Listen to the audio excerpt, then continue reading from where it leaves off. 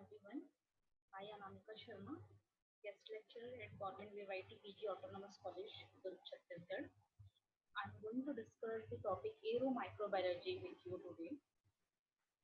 This topic is under the syllabus of MSc fourth semester, paper first, environmental microbiology. So let's start the topic. Aeromicrobiology. I'm going to discuss the simple definition of aeromicrobiology. This is the study of microorganisms living in the air and transported through the air. Airborne microorganisms become an important source of contamination in laboratories, hospital, industries, exposed food materials, drinks, and food. एरोमाइक्रोबियोलॉजी अध्ययन की वह शाखा है जिसके अंदर हम उन microorganism के बारे में स्टडी करते हैं जो एयर में पाए जाते हैं और एयर के थ्रू ट्रांसपोर्ट होते हैं।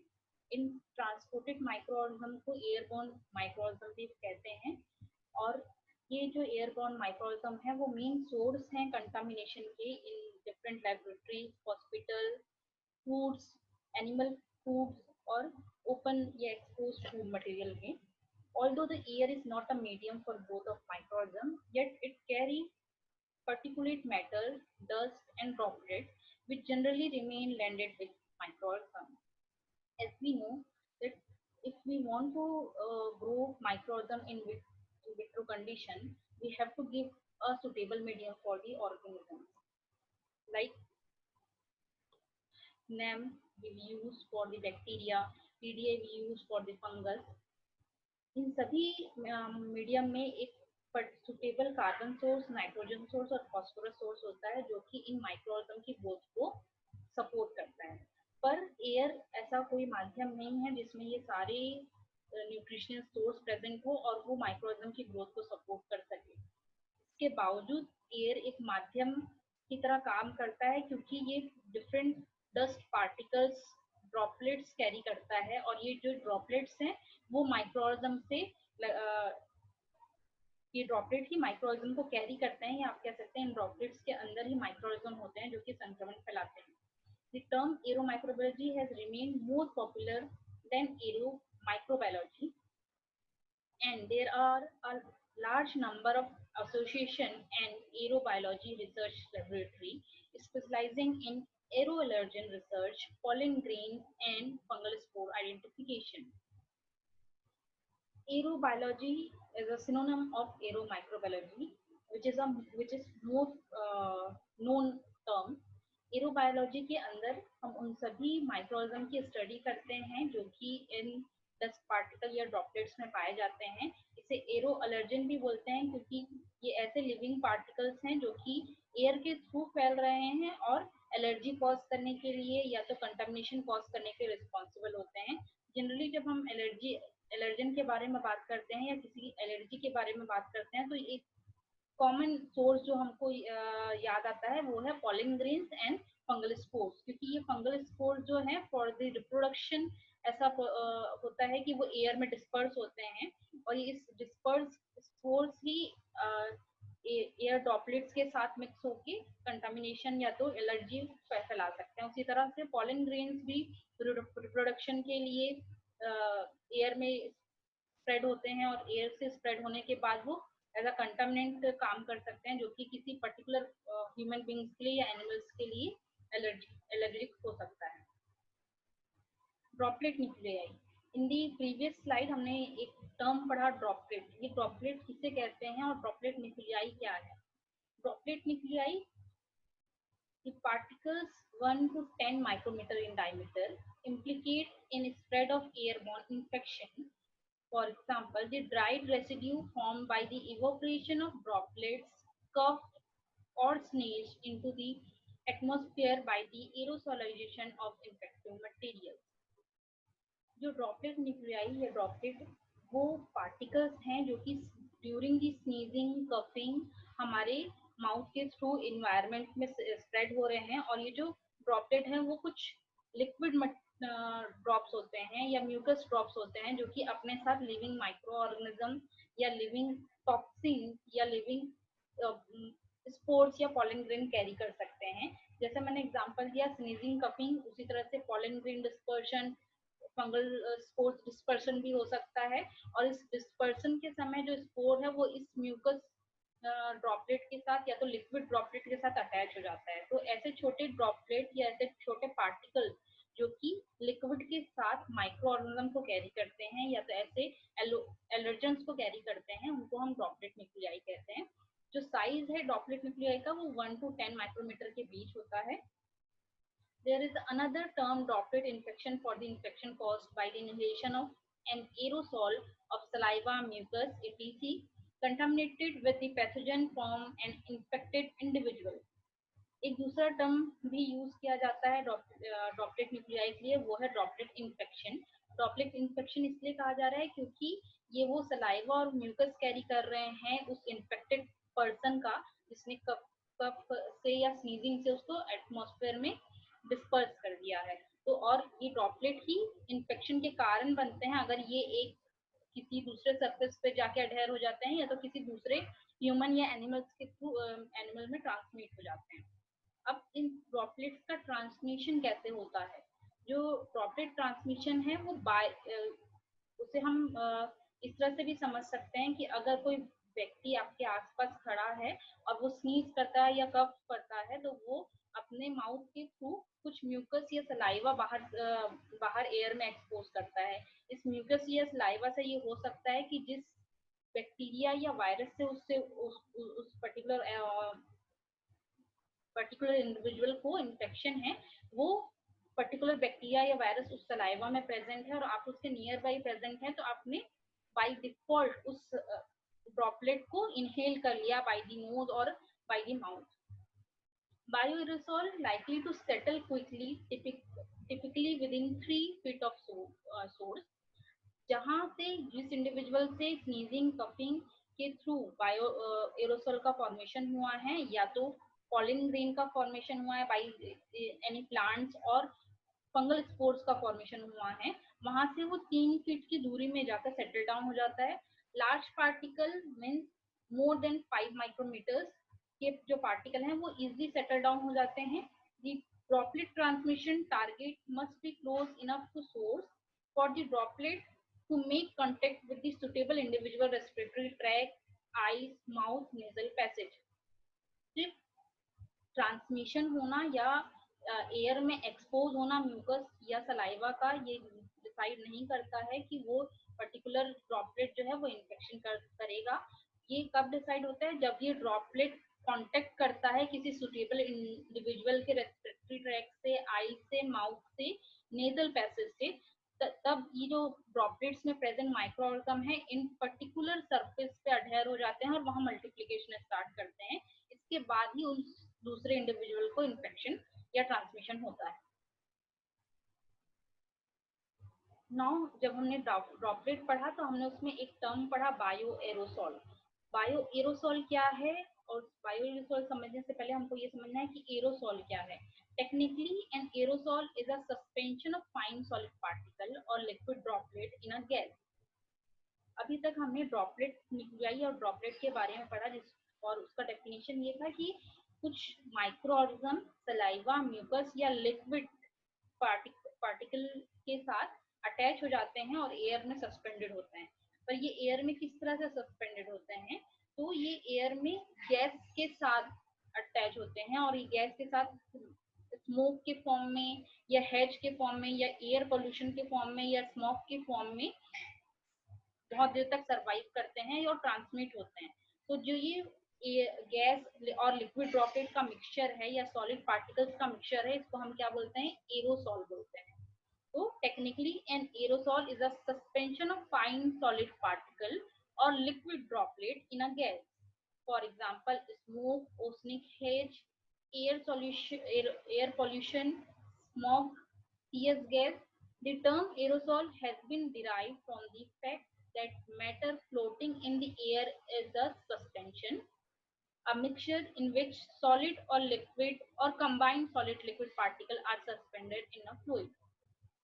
On the basis of study of dispersion in air, the term aerosol develops and now stands for liquid droplets and solid particles and combined of all these.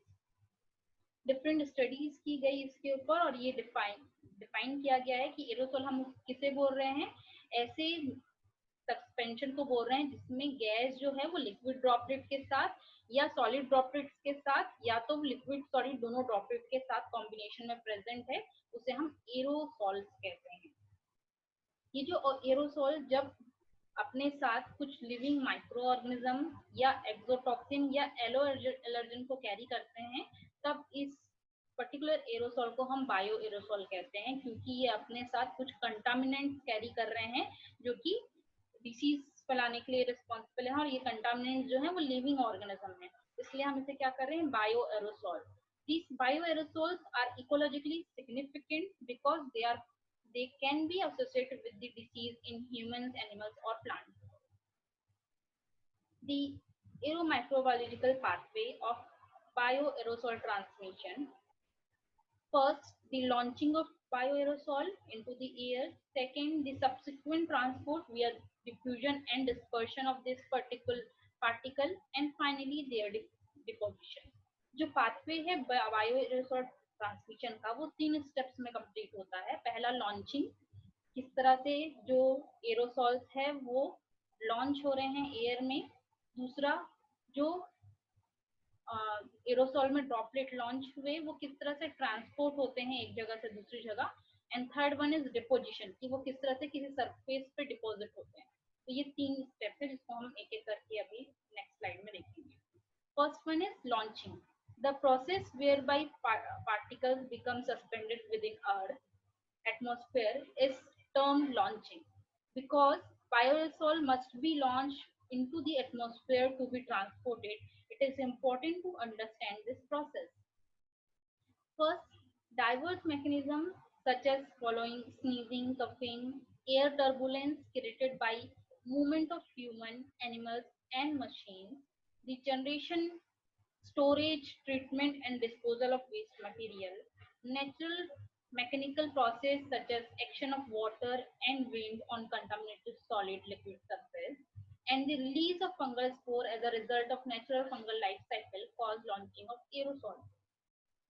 Particular जो process है launching की, वो ये है कि aerosol का जो कि ड्रॉपलेट न्यूक्लियाई कैरी कर रहा है उसका अर्थ एटमॉस्फेयर में डिस्पर्शन होना।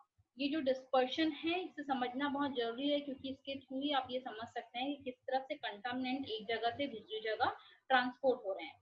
अब ये लॉन्चिंग किस किस कारण से हो सकती है, इसके कारण बहुत सारे हो सकते हैं। कुछ एक हमने पहली स्लाइड्स में डिस्कस किया है, स्नीजिंग, कफिंग, जो कि एनिमल ह्यूमंस के थ्रू हो सकता है। फंगल लाइफ साइकिल, जिसमें आप देखते हैं कि फंगल स्पोर्स का डिस्पर्शन होता है। प्लांट लाइफ साइकिल, जिसमें इसको उनके स्पोर्स का भी डिस्पर्शन होता है बाय फ्लावर्स।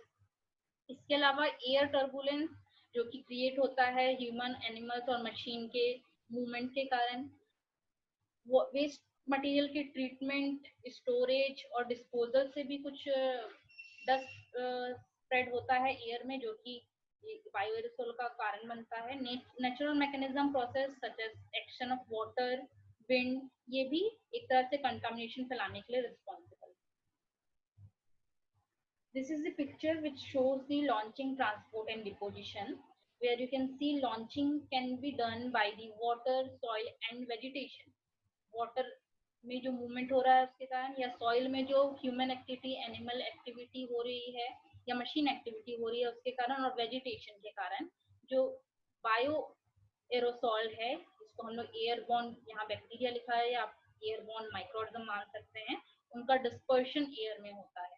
और ये जो डिस्पर्शन है वो कहाँ तक होगा और कितने दूर तक होगा, जिस तरह से आप देख रहे हैं कि एक साइकिल जो है वो इतनी हाईली दिख रही है और कुछ साइकिल जो है वो नियर बाई ही आपको ड्रॉप डाउन दिख रही है। ये डिपेंड करता है यूवी, फ्री रेडिकल, टेम्परेचर और डेसिकेशन ऑफ एनवायरनमेंट। अभी हम इसकी बात नहीं करते, हम इमिशन की बात करते हैं, जिसकी बात हम अभी किए हैं लॉन्चिंग। तो इमिशन कहाँ से हो रहा है, 3 स्टेट से हो सकता है, 3 मेजर सोर्स हो सकते हैं, वाटर, सॉइल और वेजिटेशन, साथ साथ में ही जो एक्टिविटी ह्यूमन और एनिमल्स के कारण हो रही है। उसके बाद उसका ट्रांसपोर्ट, जो कि हम नेक्स्ट पढ़ने वाले हैं, वो ट्रांसपोर्ट किस पे डिपेंड हो रहा है कि वो किस एनवायरनमेंट में लॉन्च किया गया है, और उस एनवायरनमेंट में कितना टेम्परेचर है, कितना डेसिकेशन है, कितना रेडिएशन प्रेजेंट है, उसके बेसिस पे पर्टिकुलर जो ड्रॉपलेट है वो उतना उतना डिस्टेंस ट्रेवल करता है। जब वो डिस्टेंस ट्रेवल करता है तो वो क्लाउड ड्रॉपलेट्स में भी कन्वर्ट हो सकता है, या तो फिर किसी ड्राई डिपोजिशन के थ्रू अर्थ में डिपॉजिट हो सकता है, या तो फिर वाटर के साथ मिक्स होके वेट डिपोजिशन बना के किसी डिस्टेंस सरफेस पे डिपॉजिट हो सकता है। तो हम एक बार ट्रांसपोर्ट समझ लेते हैं। Transport or dispersion is the process by which kinetic energy provided by the movement of air is transferred to airborne particles with resultant movement from one point to another. This energy of motion gained by the airborne particle is considerable and can result dissemination of airborne microorganisms over long distance. जैसे हमने diagram में देखा कि जो transport और dispersion है, ये process जो प्रोसेस है वो काइनेटिक एनर्जी के प्रोवाइड हो रही है। और ये काइनेटिक जो एनर्जी है वो इन्वायरमेंट में प्रेजेंट है कि वहाँ पे कितना टेम्परेचर, कितना एयर मूवमेंट प्रेजेंट है, जिसके कारण से वो बायो एरोसोल जो है वो क्या हो रहे हैं, ट्रांसपोर्ट हो रहे हैं। ट्रांसपोर्ट होने के बाद पर्टिकुलर वो बायो एरोसोल किसी सरफेस पे डिपॉजिट होंगे। तो डिपोजिशन क्या प्रोसेस है? Deposition is the last step in the AMB pathway. And airborne a bioaerosol will eventually leave the turbulence of the suspending gas and will ultimately be deposited on a surface by one or a combination of interrelated mechanisms. जो deposition है bio aerosols का या तो airborne micro organism का, वो depend करता है different mechanism में जो हम अभी डिस्कस करने वाले हैं। पर ये मैकेनिज्म में एक ही प्रिंसिपल कैरी कर रहा है, वो ये कि जो माइक्रो ऑर्गेनिज्म है या जो कंटामिनेंट्स हैं वो ड्रॉपलेट में प्रेजेंट गैस स्टेट से हट के किसी सरफेस पे जाके अटैच हो जा रहे हैं और वहां पे मल्टीप्लिकेशन स्टार्ट कर रहे हैं। तो ये जो ट्रांसमिशन है by from the soil state to the surface state, इसको हम क्या बोल रहे हैं? डिपोजिशन। ये डिपोजिशन तीन तरीकों से हो सकता है। एक पहला है ग्रेविटेशनल सेटलिंग, दूसरा है downward molecular diffusion, and third one is surface infection. Gravitational settling को आप इजीली समझ सकते हैं कि उस ड्रॉपलेट का कितना साइज है, उसके साइज के बेसिस पे ये डिसाइड होगा कि वो कितनी दूरी तय करेगा और कितनी दूरी बाद वो धीरे धीरे सेटल डाउन हो जाएगा, क्योंकि उसका खुद का भार उसको नीचे ग्रेविटेशनल फोर्स के कारण नीचे सेटल डाउन कर देगा। Next one is downward molecular diffusion. Downward molecular diffusion को आप इस तरह से भी समझ सकते हैं कि जिस तरह हम केमिस्ट्री में पढ़ते हैं कि जब कोई एटम जो है एनर्जी गेन करता है तो वो एक्साइटेड स्टेट में चला जाता है, और एक्साइटेड स्टेट में जाने के बाद वो धीरे धीरे ग्राउंड स्टेट में आता है। पर ग्राउंड स्टेट में आने से पहले वो डिफरेंट ट्रांजिशन स्टेट पे से होके गुजरता है, जिसको हम लोग वाइब्रेशन या घूर्णन गति कहते हैं। सेम है जैसे ही जब एयर ड्रॉपलेट की लॉन्चिंग होती है तो ये ड्रॉपलेट जो है वो सीधा ग्रेविटेशनल, जो फर्स्ट स्टेप हमने पढ़ा, ग्रेविटेशनल सेटलिंग ना होके धीरे धीरे धीरे धीरे एक स्टेट से दूसरे स्टेट में चेंज होता जाता है, और चेंज होते होते वो धीरे धीरे अर्थ में सेटल डाउन हो जाता है। ये चेंज होता है क्यों? क्योंकि गैस जो है वो इवोपरेट हो जा रहा है, लिक्विड मटेरियल वहां से लिक्विड जिसके साथ वो सस्पेंडेड है वो इवोपरेट हो जा रहा है, वो एक दूसरे ड्रॉपलेट के साथ टकरा रहा है, जिसके कारण से उसका डिफ्यूजन हो जा रहा है एक ड्रॉपलेट से दूसरे ड्रॉपलेट में। इस तरह से डाउनवर्ड मॉलिक्यूलर डिफ्यूजन होता है पर्टिकुलर एयरबॉर्न माइक्रोऑर्गेनिज्म का, और वो धीरे धीरे एक डिस्टेंस ट्रेवल करने के बाद वहां डिपॉजिट हो जाते हैं। Surface infection. सरफेस इंफेक्शन वो मेथड है जिसमें एयर ड्रॉपलेट जो है किसी सरफेस से टकराता है बिफोर हिटिंग द अर्थ। मतलब वो जब उसकी लॉन्चिंग हुई, लॉन्चिंग होने के बाद वो डिस्टेंस ट्रेवल कर रहा है, पर ट्रेवलिंग के दौरान ही वो किसी सरफेस से टकरा गया किसी ह्यूमन बीइंग के स्किन एरिया से, या तो एनिमल से, या तो फिर प्लांट लीव से। तो वो टकराने के कारण, उस इंफेक्शन के कारण वो उस सरफेस पे जाके डिपॉजिट हो जाता है। तो ये तीन मेथड है जिसके थ्रू डिपोजिशन होता है। Now what are the physical environment which affect the transmission और दिस पाथवे। जो फिजिकल एट्रीब्यूट्स हैं जो कि बायोएरोसोल की प्रॉपर्टी को इफेक्ट करते हैं, वो पहला है फिजिकल शेप। उस पर्टिकुलर बायोएरोसोल का शेप क्या है, कितने डायमीटर का बायोएरोसोल है, ये डिसाइड करता है कि वो कितनी दूरी तय करेगा, कितना दूर जाके वो डिपॉजिट होगा। डिफ्यूजन डिफ्यूजन भी एक मेन फिजिकल एट्रीब्यूट है, क्योंकि ये डिसाइड होता है कि जो ड्रॉपलेट है वो कौन से इन्वायरमेंट में प्रेजेंट है और वहां पे कितना मॉइस्चर प्रेजेंट है। उस मॉइस्चर के बेसिस पे पर्टिकुलर उस ड्रॉपलेट का डिफ्यूजन उस एनवायरनमेंट में हो सकता है। ग्रेविटेशन, जैसे कि हमने अभी डिस्कस किया कि ग्रेविटी के कारण भी वो जल्दी डिपॉजिट हो सकता है और ज्यादा दूर तक फैल नहीं सकता। टेम्परेचर, जिस एनवायरनमेंट में लॉन्चिंग हुई है एयर ड्रॉपलेट्स की, अगर उस वहां पे टेम्परेचर बहुत ज्यादा है तो ड्रॉपलेट्स में जो लिक्विड प्रेजेंट है जिसमें माइक्रो ऑर्गेनिज्म सस्पेंडेड है, वो लिक्विड जल्दी इवोपरेट हो जाएगा और जल्दी इवोपरेशन के कारण पर्टिकुलर बायोएरोसोल ज्यादा डिस्टेंस ट्रेवल नहीं कर पाएगा। इलेक्ट्रोस्टैटिक फोर्स, इस फोर्स के कारण पर्टिकुलर एयर ड्रॉपलेट जो है वो एयर में सस्पेंडेड है, ये भी डिसाइड करता है कि वो कितनी दूरी तक ट्रांसपोर्ट होगा। रिलेटिव ह्यूमिडिटी, जो कि हमने बात कर लिया। Air current, ventilation, biological attributes. आप जब हॉस्पिटल्स की बात करते हैं जहाँ पे डिफरेंट बहुत तरह के मरीज होते हैं जो कि इस तरह के बीमारी से पीड़ित होते हैं, जैसे जिनसे स्नीजिंग, कफिंग, ये सारी चीजें हॉस्पिटल के इन्वायरमेंट में बहुत ज्यादा होती हैं। तो इस पर्टिकुलर एरिया में वेंटिलेशन किस तरह का है ये भी डिसाइड करता है कि वहाँ पे इन्फेक्शन कितनी जल्दी फैल सकता है। तो जो एयर करंट है और वेंटिलेशन है ये भी बायोलॉजिकल एट्रीब्यूट्स है जो कि डिसाइड करते हैं कि एयरबॉर्न माइक्रोऑर्गेनिज्म उस पर्टिकुलर एनवायरनमेंट में किस तरह से फैल रहा है। Morphology of microorganism, particular microorganism जो कि उस एयर ड्रॉपलेट में प्रेजेंट है उसकी मॉर्फोलॉजी भी डिसाइड करती है कि वो कितने दूर तक ट्रांसमिट हो सकता है। Shape change due to the dehydration and rehydration cycle, gain of water और रिमूवल ऑफ वाटर दोनों ही ड्रॉपलेट के ट्रांसमिशन को अफेक्ट करेगा। Biological material hygroscopy, biological material hygroscopy का मतलब ये है कि अगर पर्टिकुलर जो ड्रॉपलेट है उसमें और कोई ड्रॉपलेट जो है वो अटैच होता है या तो फिर वो उसके साथ टकराता है तो वो मटेरियल जो है वो जल्दी सेटल डाउन हो जाएगा, क्योंकि उसके बीच में क्या हो रहा है, ट्रांसमिशन हो रहा है एक एयर ड्रॉपलेट से दूसरे ड्रॉपलेट के बीच में। तो वो ट्रांसमिशन को क्या कर देता है, रोक देता है, जिसके कारण से डिपोजिशन बहुत जल्दी हो जाता है। तो ये डिफरेंट फिजिकल एनवायरनमेंट हैं जो कि बायो एरोसोल की ट्रांसमिशन को अफेक्ट करते हैं। नाउ व्हाट, जो साइज है जो डिसाइड करता है कि बायो एरोसोल जो है वो कहाँ पे इन्फेक्शन कर सकता है और वो इन्फेक्शन करने के लिए रिस्पॉन्सिबल हो भी सकता है कि नहीं। अगर साइज ऑफ बायोएरोसोल जो है मोर देन 10 माइक्रोमीटर है तो वो नेजल पैसेज में ही ब्लॉक कर दिया जाता है और नेजल पैसेज से वो अंदर की तरफ एंट्री नहीं कर पाता।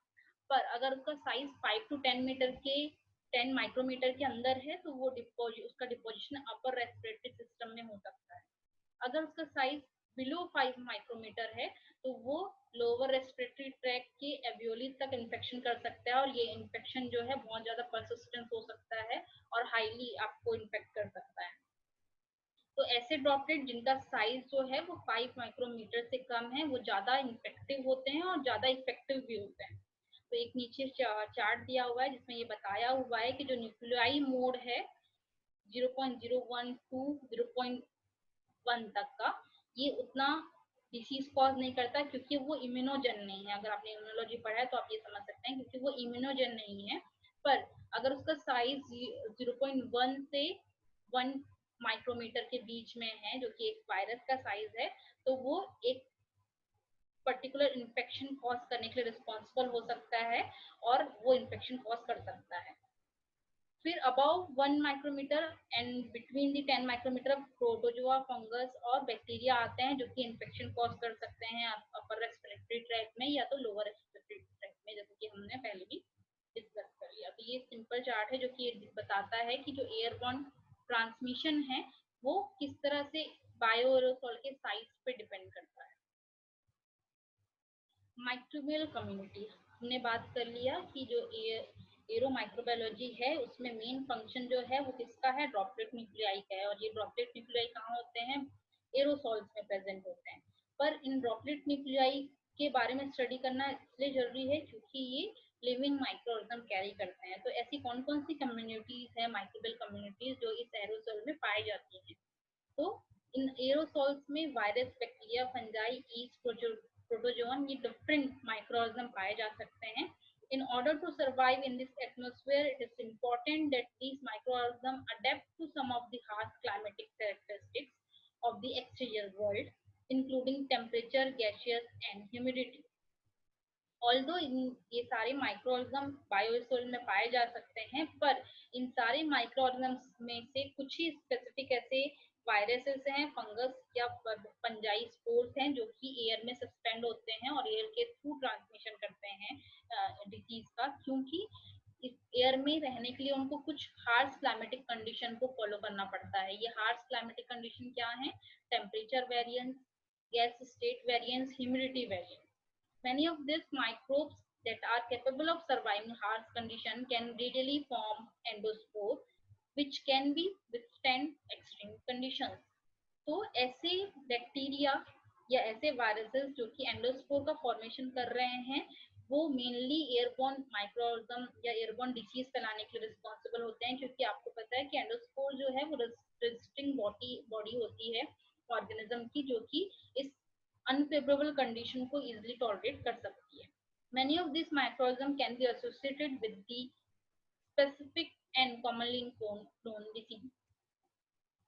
फर्स्ट हम बात कर रहे हैं बैक्टीरिया, जो कि प्रेजेंट होता है एयरबॉर्न डिजीज में. तो एक एग्जांपल हम ले रहे हैं यहाँ पे बैसिलस एंथ्रेसिस का. इसके अलावा और भी एग्जांपल हम देखेंगे, पर पहले एक एग्जांपल हम डिटेल में देख लेते हैं. One such bacterial microorganism that can resist environmental stress is Bacillus anthracis. It is a gram-positive rod-shaped bacteria that utilize spore formation, resist environmental stress.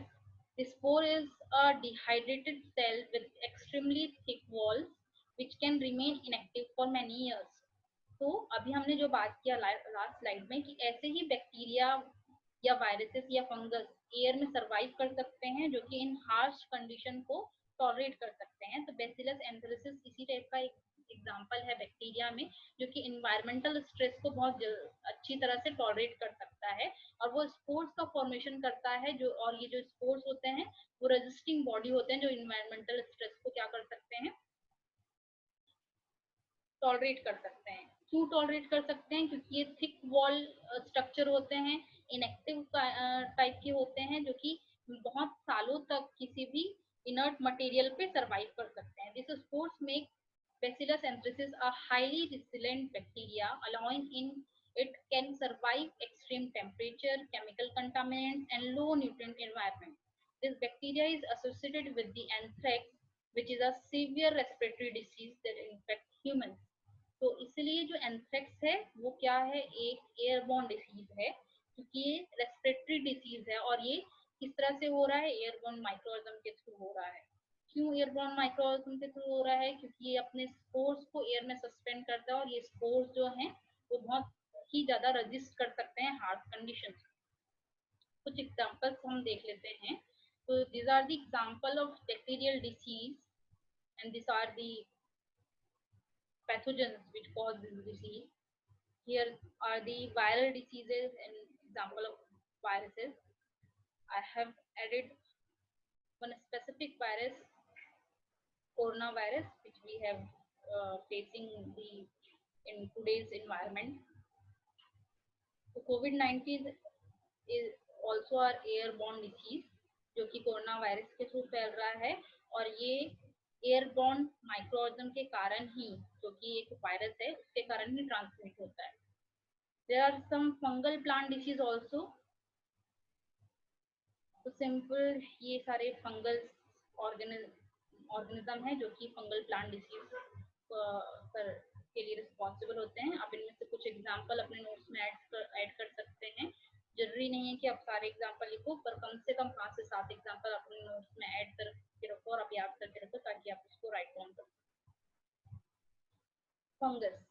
Fungus में एक एग्जांपल हम ले रहे हैं एस्परजिलस फ्यूमिगेटस का. ये एक रेजिस्टिंग फंगस है जो कि इन्वायरमेंटल स्ट्रेस को टॉलरेट कर सकता है. एयरबॉर्न पैथोजन इसे माना जाता है मेजर, क्योंकि ये पैथोजन जो है वो ह्यूमन डिसीज कॉज करता है. इसके थ्रू, इनके कोनिडिया के थ्रू, जब एस्परजिलस फ्यूमिगेटिस के कोनिडिया को इनहेल कर लिया जाता है ह्यूमन के द्वारा, तो ये लंग्स में जाके इन्फेक्शन कॉज करता है और ये इन्फेक्शन के कारण रेस्पिरेटरी डिसीज होता है. While Aspergillus fumigatus lack virulence threat, it is very adaptable to changing environment condition and there is still capable of mass infection. जो Aspergillus fumigatus है वो बहुत सारी इन्वायरमेंटल चेंजिंग कंडीशन को टॉलरेट कर सकता है और उसके लिए अडेप्टेबल भी होता है. इस कारण से ये ह्यूमन डिसीज कॉज करने के लिए रिस्पॉन्सिबल है और ये बहुत सारे मास इन्फेक्शन के लिए रिस्पॉन्सिबल होता है. वायरस में हम एक कॉमन एग्जांपल देख रहे हैं एवियन इन्फ्लुएंजा का. एवियन इन्फ्लुएंजा किसके थ्रू होता है? आरएनए वायरस है. Influenza virus single standard RNA virus होता है जो कि इन्फ्लुएंजा कॉज करता है और ये इन्फ्लुएंजा भी रेस्पिरेटरी डिसीज है. तो इन्फ्लुएंजा वायरस भी एयरबोर्न माइक्रोऑर्गेनिज्म है जो कि एयर के थ्रू डिसीज कॉज करता है. Now in summary we can see the bioaerosol control. हमने अभी तक ये पढ़ा कि एरो माइक्रोबायोलॉजी क्या है, किस तरह से ड्रॉपलेट न्यूक्लियाई डिसीज कॉज करते हैं, वो किस तरह से बायो एरोसोल का फॉर्मेशन करते हैं. तो हम किस तरह से इन बायो एरोसोल का कंट्रोल कर सकते हैं. अगर हम ऐसे इन्वायरमेंट में हैं, हॉस्पिटल में या आपके घर में या तो किसी आउटडोर इन्वायरमेंट में जहाँ पे कोई इन्फेक्टेड पर्सन है, तो आप किस तरह से अपने आप को या अपने घर को उस पर्टिकुलर इन्फेक्टेंट से बचा सकते हैं. तो पहला एक जो कंट्रोल मेथड है वो है वेंटिलेशन. अगर आपके घर में या आपके लेबोरेटरी में आपके वर्किंग स्पेस में वेंटिलेशन की सुविधा है और वेंटिलेशन में आपने प्यूरिफायर लगाया है, एयर प्यूरिफायर, तो आप इस बायो एरोसोल्स को कंट्रोल कर सकते हैं. Second one is filtration. Filtration procedure भी एयर प्योरीफायर में यूज किया जाता है. इसके साथ साथ लेबोरेटरीज में भी जो बायो सेफ्टी टूल्स यूज किए जाते हैं, इक्विपमेंट यूज किए जाते हैं, जैसे कि लेमिनार एयर फ्लो, उसमें भी फिल्ट्रेशन का यूज किया जाता है. हैपा फिल्टर यूज किया जाता है जिसमें हम एयर को वन डायरेक्शनल मूवमेंट कराते हैं और उसका फिल्ट्रेशन करते हैं. इस फिल्ट्रेशन मेथड से भी बायो एरोसोल का कंट्रोल किया जा सकता है. Third one is biocidal control. Biocidal control आप ऐसे केमिकल्स का यूज कर सकते हैं जो कि इस पर्टिकुलर माइक्रोऑर्गेनिज्म को न्यूट्रलाइज करने के लिए रिस्पॉन्सिबल होते हैं, लाइक 70% एल्कोहल, फॉर्मल्डिहाइड या simple mixture of hydrochloride, mixture of antibiotic. ये सिंपल बायोसाइडल होते हैं जो कि अगर आप स्प्रे कर रहे हैं सरफेस पे या तो आपके वर्किंग टेबल पे और उसको क्लीन करते हैं, तो वहां से सारे ऐसे कंटामिनेंट जो कि ड्रॉपलेट के थ्रू वहां पे डिपॉजिट हो गए हैं उसको आप वहां से क्लीन कर सकते हैं. तो ये 3 मेथड है जिसके थ्रू आप बायो एरोसोल का कंट्रोल कर सकते हैं. इसके अलावा फिल्ट्रेशन में आप मास्क भी ले सकते हैं जिसके थ्रू आप एयर को फिल्ट्रेट कर सकते हैं और वो मास्क जो है आपके नेजल पैसेज में ड्रॉपलेट न्यूक्लियाई की एंट्री को ब्लॉक करता है. तो ये डिफरेंट एग्जांपल हैं बायो एरोसोल कंट्रोल का. इसके साथ ही टॉपिक यहाँ खत्म होता है. अगर आपको कोई भी डाउट हो तो मुझे कमेंट करके बताएं, आप उसको क्लियर करूँ.